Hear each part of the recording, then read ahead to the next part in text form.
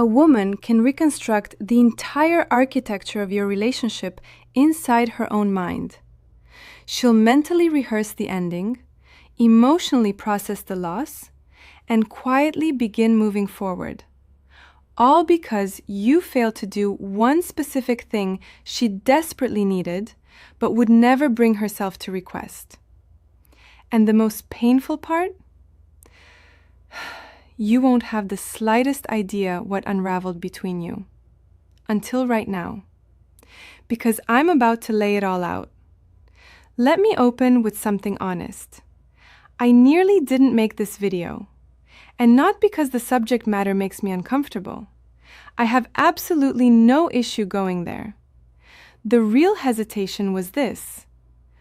What I'm about to share violates an unspoken agreement that women have been quietly honoring for generations.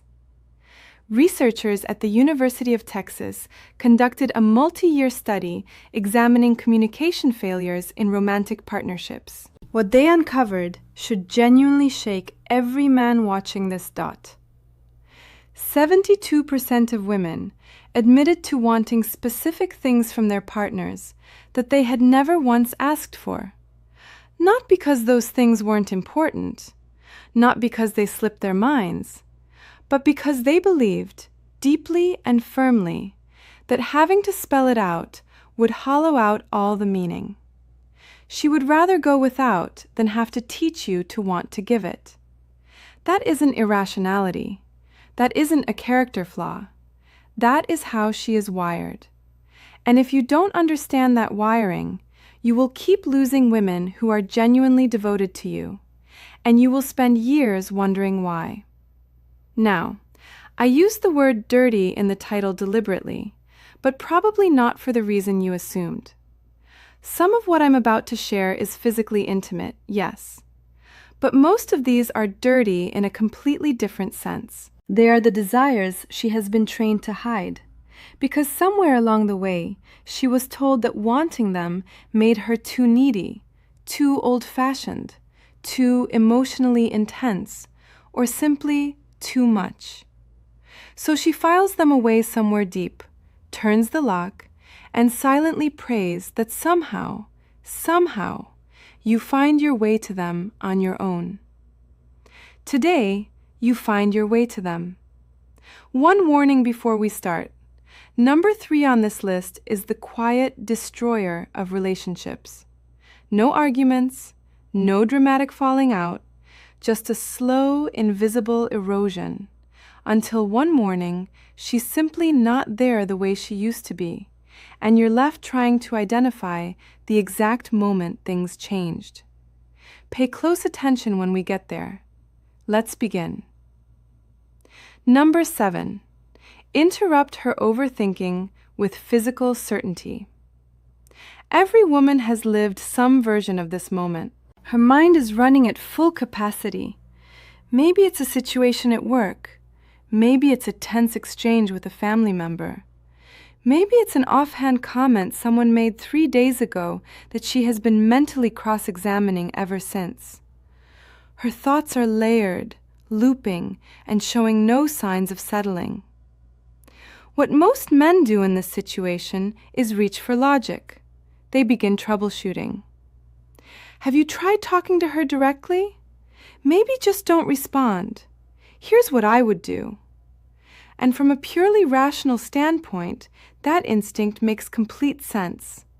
Identify the problem, propose a solution, resolve the situation. But what she actually wants, and what she would sooner suffer in silence than request, is for you to walk over without saying anything at all. To take her face gently in both hands and press your lips to her forehead. Or to pull her into your chest and simply stay there. No commentary, no advice, no attempt to fix anything. Just the physical weight of your presence, telling her something that words have never quite managed to convey. I'm here. I'm not going anywhere. You're allowed to fall apart for a moment. I've got you. Dr. Tiffany Field, founder of the Touch Research Institute at the University of Miami and author of over 100 peer-reviewed studies on human touch, has documented that physical contact reduces cortisol, the body's primary stress hormone, by up to 31% within just a few minutes. But what the data cannot fully capture is the emotional dimension of unsolicited touch. Touch that wasn't requested. Touch that arrived because you noticed. She won't ask for this because asking for comfort feels to her like surrendering. Many women have spent years building the internal identity of someone who handles things independently. Asking to be held feels like filing a formal grievance against her own self-sufficiency. So she manages alone and quietly begins to resent that you didn't see it. You don't need to read her mind. You need to read her body. If her shoulders are carrying tension, if she's gone unusually quiet, if she's staring at her phone but clearly not absorbing a single thing on the screen, that is your signal. Don't open with, "What's wrong?" Just close the physical distance and become the interruption her nervous system has been waiting for. Number 6, say her name, and not just in the obvious moments. There is something neurologically distinct about hearing your own name spoken by someone who matters to you. Research published in the journal Brain Research confirmed that the sound of one's own name activates specific regions of the left hemisphere tied to self-identity and personal significance. Your name is the only word in existence that your brain processes as fundamentally and exclusively yours. Now, apply that understanding to intimacy. And I don't mean only in physical moments, though yes, absolutely there too. I mean the quieter moments. When you're in the kitchen together and you say her name before asking her to pass something. When she's a few steps ahead of you and you call her name just to make her turn around because you wanted to see her face. When you're telling a story to friends and you reference her by name, not as my girlfriend or she, but as her, a specific, named, irreplaceable person who exists in your life with full presence. Most men default to terms of endearment: babe, baby, sweetheart, hun. These have genuine warmth, but they're also universal. Every woman you've ever known could have been babe. Her name, though, that belongs only to her. When you use her actual name in moments of intensity, a whispered confession, a heated exchange where you stop mid-sentence and say her name to refocus everything, a moment of such quiet closeness that her name is the only word you can reach for. It produces a response that no pet name can come close to replicating. She will never ask you to use her name more intentionally, because the moment it becomes a conscious request, it stops feeling like instinct. The entire power of it lives in the sense that you are so absorbed by her specifically that her name is simply what your brain produces first. Number 5, handle another man's attention toward her with composed confidence, not reactive jealousy. This one carries some nuance, so let me be precise. She does not want a scene. She does not want aggression or territorial posturing. That is not strength. It's insecurity wearing a costume. But she also doesn't want you sitting completely unmoved while another man is transparently interested in her. If your response to that situation is to lean back, sip your drink, and radiate indifference, she notices. And what she takes away from that is not, "He's so secure in himself." What she registers is, "He doesn't care enough to respond." The space she actually wants you to occupy is calm, measured, and confident. You walk over. Your hand finds the small of her back. You make eye contact with him, relaxed, direct, completely unbothered, in a way that communicates without a single word. "I see what's happening here. I'm not threatened by it. but she's with me, and we both understand that. Maybe you extend a handshake. Maybe you introduce yourself with a steady smile. Maybe you simply redirect the conversation in a way that makes the entire dynamic self-evident. The posture you carry into that moment should communicate absolute ease, because you're not threatened. You just refuse to be invisible. Evolutionary psychologist Dr. David Buss found that women consistently rated proportional mate guarding as genuinely attractive. The critical word is proportional. Too much, and she feels monitored. Too little, and she feels like an afterthought. But that precise middle ground, where you acknowledge the situation without being unsettled by it, registers as deeply attractive on both a conscious and instinctive level. And here's the part she'd never admit out loud. She might enjoy that moment a little. Not because she wants to provoke you, but because how you respond tells her everything about your confidence, your investment in her, and your ability to claim her without controlling her. That distinction between claiming and caging is exactly where most men lose their footing entirely. Number 4. Remove something from her mental load without being asked. This is attraction's quiet killer, and it is almost entirely absent from the conversation. The American Psychological Association's 2023 Stress in America report found that women reported significantly higher chronic stress levels than men across every measured category: career, family, household management, emotional labor, logistics, planning, communication. She is operating an invisible administrative system inside her head at all hours, and the vast majority of it goes completely unacknowledged. What she wants, more than almost anything, is for you to identify something on that internal checklist without her having to assign it to you, and simply take care of it. Quietly, completely, without waiting for acknowledgement. The car needs servicing. It's handled. She mentioned the kitchen faucet last week. It's fixed before she comes home. The refrigerator is running low. It's stocked, not because she handed you a list, but because you paid attention and acted on what you noticed. Researcher Eve Rodsky, in her book Fair Play, documents what she terms cognitive labor, the invisible mental work of remembering, planning, and managing domestic life. Her research shows that in most heterosexual relationships, women shoulder roughly 70% of this invisible workload. The exhaustion, Rodsky notes, rarely comes from the tasks themselves. It comes from being the only person who remembers they exist. When a man takes initiative on something without being directed, without being reminded, without needing follow-up, the emotional effect is disproportionately powerful. She doesn't just feel helped, she feels genuinely, specifically cared for. Not because the task was complicated, but because the noticing was rare. She will never ask you to do this, because the act of identifying the task, explaining it to you, and checking whether it was completed is itself cognitive labor. If she has to manage the managing, she has gained nothing.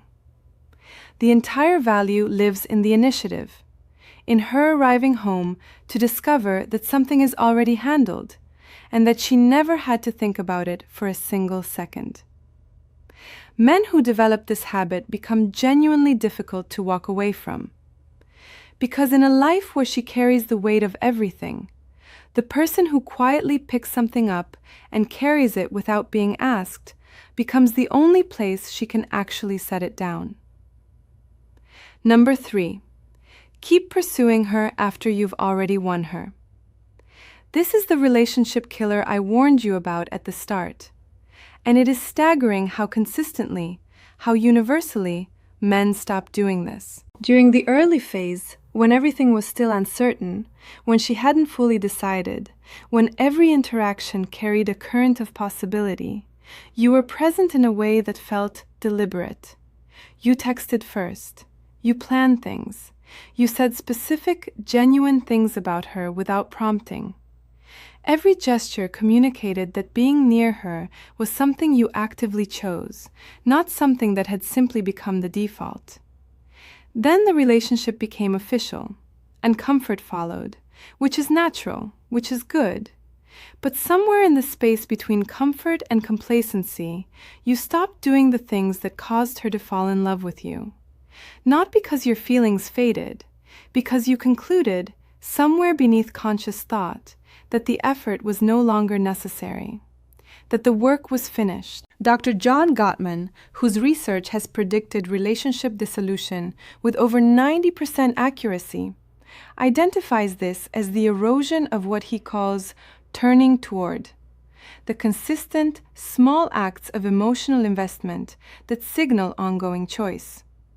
His data shows that couples who eventually separated had a turning toward rate of just 33%, while couples who remained together maintained rates above 80%. She doesn't need elaborate gestures every week. She needs evidence. Steady, recurring, impossible to dismiss evidence that you would choose her again today.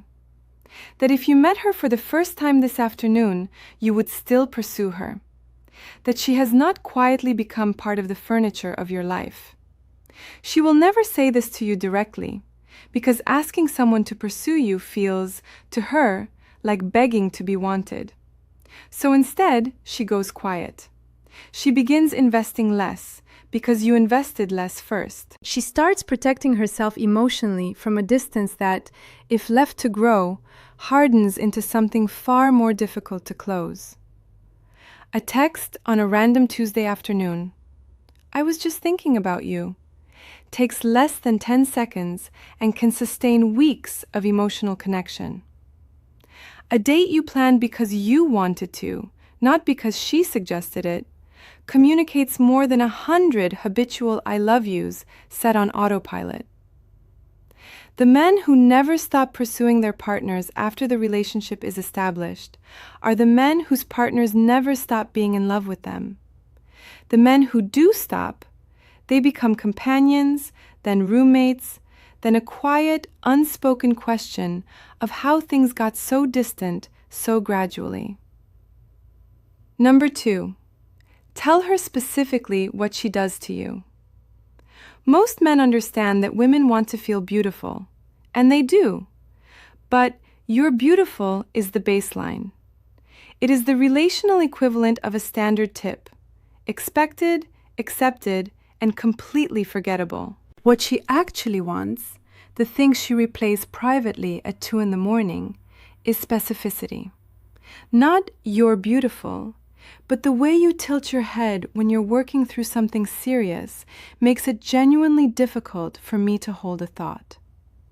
Not "I'm attracted to you," but "I was watching you cross the room at that party and I completely lost the thread of the conversation I was in the middle of." Not "you look incredible," but "whatever you did differently with your hair today has been distracting me since this morning, and it's becoming a real problem." The charged element here is the quality of intensity. She wants to feel like what she does to you is slightly beyond your management. Not in a way that unsettles, in a way that confesses, in a way that communicates, "You have disrupted my normal functioning, and I am entirely at peace with that." That quality, where you're not delivering a rehearsed compliment, but admitting to something you can barely contain, is what makes a woman feel genuinely, specifically desired, rather than generally appreciated. She will never ask for this, because you cannot request that kind of expression. It has to arrive from something real. And the honest truth is that if you actually feel it, the only thing standing between her and those words is the filter you keep applying to them. The thoughts already exist. You're simply not letting them out. Start letting them out. Number 1. Move her with physical confidence. I saved this one for last because it dismantles composure faster than anything else on this list, and because it is the behavior men are most hesitant to initiate. She wants you to physically guide her, reposition her, move her, with quiet confidence, without asking permission, without announcing what you're doing. Your hand at her waist, steering her to the safer side of the pavement before she reaches traffic.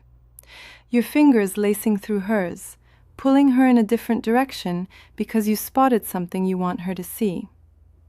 Your palm resting at the small of her back, guiding her through a doorway. Your hand settling on her leg under a table, not performative, not grabbing, just present. Standing behind her, hands on her hips, gently turning her attention towards something you noticed. Research published in Evolutionary Behavioral Sciences found that women rated confident, non-aggressive physical guidance as one of the top 5 qualities associated with a desirable long-term partner, activating simultaneous associations with physical confidence, decisiveness, and the capacity for protection. The psychology underneath this is primal. Physical guidance communicates that you are fully present in your body, at ease within your own strength, and secure enough to occupy space, and to bring her into that space alongside you. It says, without a single word, that you are grounded, intentional, and unafraid to act. The reason this is number 1 is that it exists entirely outside the reach of language. You cannot text this. You cannot describe your way into it. It only lives in real time, in the electricity of physical proximity, and in the confidence to close that distance without hesitation. She will never tell you she wishes you would just take her hand and redirect her, or place your hand on her back and guide her without asking. But every time you do, every time your hand moves to her waist and adjusts the direction she's walking, every time you pull her closer without explaining why, you become the man she measures everything else against, and nothing else wins. Because nothing else is standing right there, present, certain, and real. So there you have it. 7 things women have been quietly wanting and stubbornly refusing to voice for as long as romantic relationships have existed.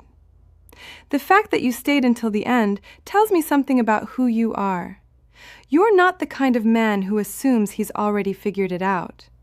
You're the kind who genuinely wants to understand. That quality alone puts you in a category most men she's ever met couldn't find their way into. But awareness without action is just collected information. I didn't put this together so you could store these as interesting observations. I made it so you could use them, tonight, tomorrow, in the next quiet moment where you have a choice between playing it safe and actually making her feel something. Choose the second option, every single time.